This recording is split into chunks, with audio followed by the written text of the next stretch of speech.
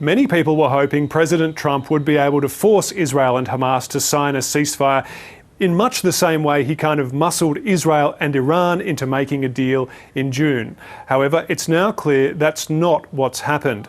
The president has largely adopted the Israeli viewpoint on the negotiations, which is that it's Hamas which is obstructing the deal. Hamas didn't really want to make a deal. I think they want to die. And it's very, very bad. Are you done with and it got to be to a point where you're going to have to finish the job. They really, they asked for things. Don't forget, we got a lot of hostages out. So now we're down to the final hostages. And they know what happens after you get the final hostages. And basically, because of that, they really didn't want to make a deal. I saw that. The president says this is because Hamas is reluctant to release the remaining 20 living hostages it holds inside Gaza. He says once the group does so, it no longer has any bargaining chips and can expect to be killed. But Israel has already been killing the leaders of Hamas. It's killed all of the group's senior leadership inside Gaza, and one leader, Ismail Haniyeh, who was outside Gaza, who was actually in Iran at the time he was assassinated, presumably by Israel. So it's unclear what the president is basing that assessment on. However, President Trump now has made some comments that will be regarded as being really ominous by both the people inside Gaza and the families in Israel who are hoping for a deal to see their hostage relatives returned. He says that they'll have to finish the job, they'll have to clean up. These are the kind of terms the president is using about resolving the conflict.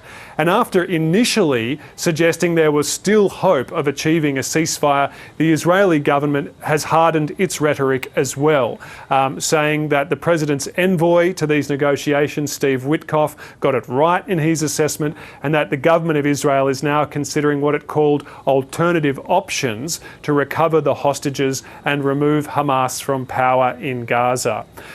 So far, Israel's tactics in terms of using the IDF, the Israeli military, and its campaign to recover the hostages has only been successful in rescuing a handful of people, whereas the vast majority of hostages have been returned as part of ceasefire deals and prisoner exchanges agreed with Hamas.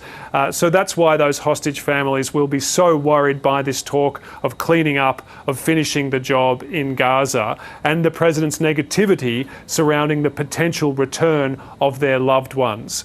And where does that leave the civilian population in Gaza? Well, according to all the aid agencies and the United Nations working there, in terrible straits.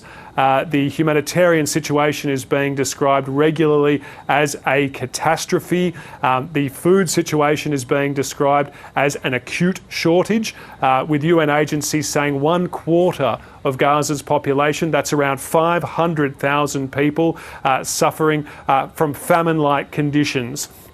So the situation is dire, and everybody was hoping a ceasefire, which would then allow aid to be sent into Gaza at scale, was going to help ease these conditions. Now, as kind of a nod to the immense global criticism it's been receiving, the Israeli government says it's going to allow aid to be airdropped into Gaza by countries like Jordan and the United Arab Emirates, which have done so previously.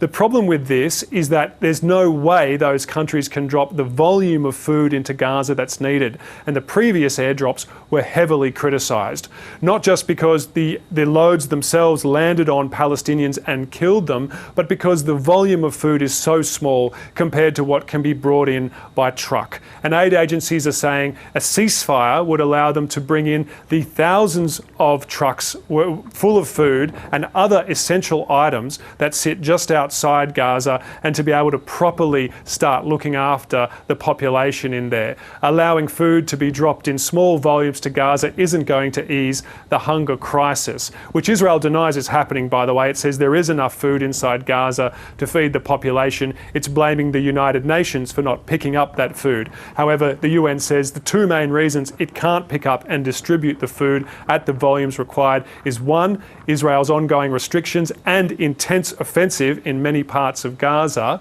and two, because Israel simply is not allowing it the kind of access and movement that it needs to get that food and distribute it properly. So the situation we're seeing now is the complete breakdown of the ceasefire process and any hope of immediate and immense relief that the population of Gaza needs has vanished.